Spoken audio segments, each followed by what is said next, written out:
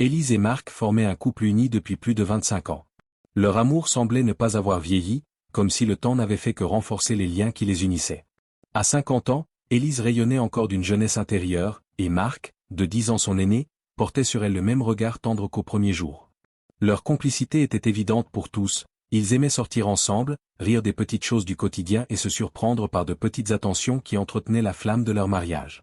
Ils avaient un fils unique, Julien, un jeune homme brillant qui venait de terminer ses études et travaillait désormais dans une grande entreprise. Bien qu'il ait pris son indépendance et vivait seul, il rendait fréquemment visite à ses parents, sachant combien ils tenaient à lui. Chaque fois qu'il franchissait la porte de la maison familiale, Élise retrouvait ce bonheur simple d'une mère qui voit son enfant grandir sans jamais s'éloigner vraiment. Un soir, Marc rentra avec une lueur inhabituelle dans les yeux. Il attendit que le dîner soit servi avant d'annoncer la nouvelle qui allait bouleverser l'équilibre de la famille. « Élise, dit-il avec un sourire radieux, j'ai décroché un contrat extraordinaire. Une grande société américaine souhaite que je travaille avec eux. Le projet durera 1 an, aux États-Unis. » Élise resta d'abord interdite, puis son visage s'illumina.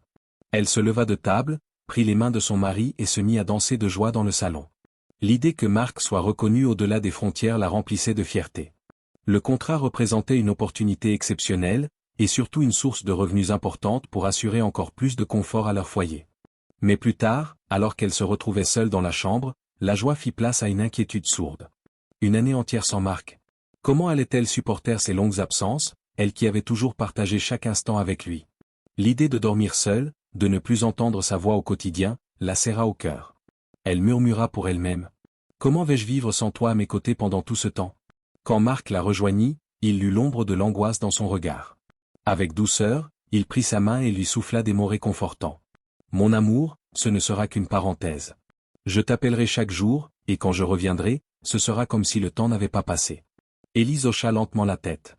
Ses yeux brillants disaient son inquiétude, mais aussi l'amour immense qu'elle portait à cet homme qu'elle ne voulait jamais quitter. Les premiers jours après le départ de Marc furent pour Élise un véritable déchirement. Elle avait tenté de se convaincre que l'année passerait vite, que les appels et les messages combleraient le vide, mais la réalité était tout autre. Le silence de la maison résonnait comme jamais. Chaque soir, lorsqu'elle posait la tête sur l'oreiller, l'absence du souffle régulier de son mari lui rappelait douloureusement qu'elle était seule. Les nuits étaient les plus cruelles, longues, glaciales, peuplées de souvenirs et de regrets.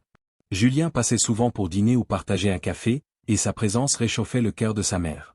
Pourtant, dès qu'il repartait, Élise se retrouvait face à ses propres pensées. Un soir, incapable de supporter davantage ce vide, elle prit son téléphone et appela son fils d'une voix tremblante. « Julien, je crois que je n'y arrive plus. Cette maison est trop grande, trop silencieuse. Je me sens comme une étrangère entre ces murs. Est-ce que je pourrais venir chez toi, juste pour un temps, jusqu'à ce que ton père revienne ?» Julien n'hésita pas une seule seconde. « Bien sûr, maman. Ma maison est aussi la tienne. Tu es la bienvenue, quand tu veux. » Le lendemain, Élise fit ses valises. En franchissant la porte de l'appartement de Julien, elle ressentit un mélange de soulagement et de gêne.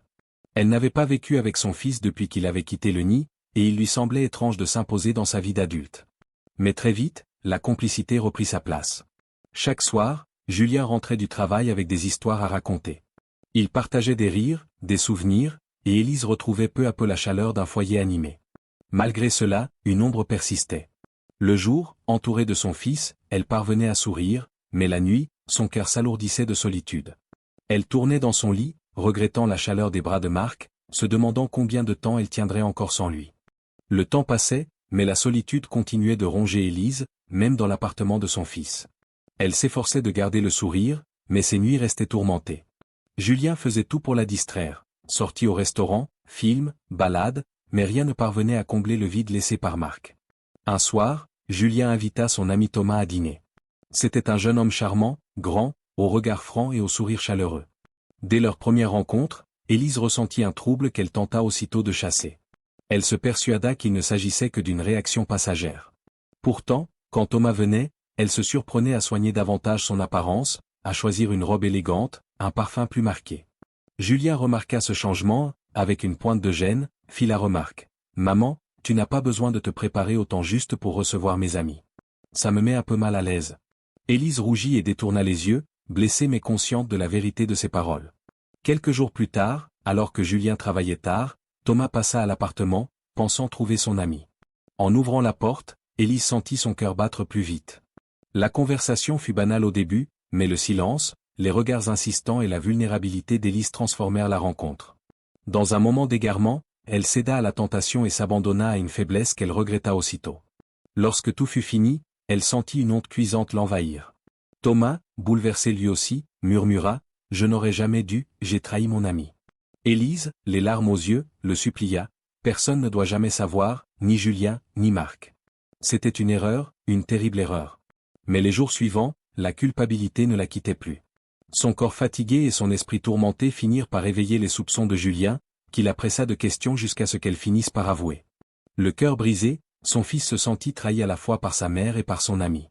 Dans sa colère, il chassa Thomas et jura de ne jamais lui pardonner. Lorsque Julien découvrit la vérité, son monde s'écroula. Sa mère, qu'il avait toujours admirée, venait de briser la confiance fragile qui les unissait en l'absence de Marc. Blessé et furieux, il mit Thomas à la porte et coupa toute relation avec lui. Quant à Élise, elle s'effondra, incapable de supporter le poids de sa faute. Les jours qui suivirent furent marqués par un silence lourd, presque insupportable, entre la mère et le fils. Pourtant, Élise savait qu'elle ne pouvait pas cacher la vérité à son mari. Rongée par la honte, elle appela Marc, qui travaillait encore à l'étranger. Sa voix tremblait lorsqu'elle lui avoua tout, chaque détail, sans chercher à se justifier. De l'autre côté du téléphone, Marc resta muet de longues secondes. Lorsqu'il parla enfin, ce fut d'une voix brisée. « Pourquoi, Élise ? Nous avions tout, notre amour, notre famille. Comment as-tu pu ?» Marc passa plusieurs nuits sans sommeil, tiraillé entre la douleur de la trahison et l'amour profond qu'il ressentait toujours pour sa femme. Lorsqu'il revint au pays, des mois plus tard, la tension dans la maison était palpable. Julien se tenait à distance, partagé entre la colère et la compassion pour sa mère. Élise, elle, n'osait plus croiser le regard de son mari. Pourtant, un soir, Marc prit l'initiative de briser le silence. Il s'approcha d'elle et dit doucement « J'ai mal, plus que je ne saurais le dire. Mais je t'aime encore. Et je ne veux pas perdre tout ce que nous avons construit. Si tu regrettes vraiment, si tu es prête à regagner ma confiance, alors je veux essayer de pardonner. » Élise éclata en sanglots et tomba à genoux, jurant de ne jamais plus faillir. Elle promit de reconstruire leur relation pas à pas, avec patience et sincérité. Julien, témoin de cette scène, sentit son cœur s'adoucir. Il comprit que l'amour de ses parents était plus fort que leurs erreurs. Peu à peu, il trouva la force de pardonner à son tour. Il alla même jusqu'à libérer Thomas de sa rancune, acceptant que la faiblesse de deux êtres ne définissait pas leur avenir. Avec le temps, la famille se reconstruisit. Les blessures restèrent, mais elles devinrent des cicatrices porteuses de leçons. Marc et Élise réapprirent à s'aimer avec humilité, Julien retrouva la paix, et même Thomas fit preuve de remords sincères. Tous comprirent qu'au-delà des fautes, le pardon était la clé pour rebâtir un foyer. Car si l'amour peut vaciller, il peut aussi renaître plus fort, à condition de vouloir avancer ensemble.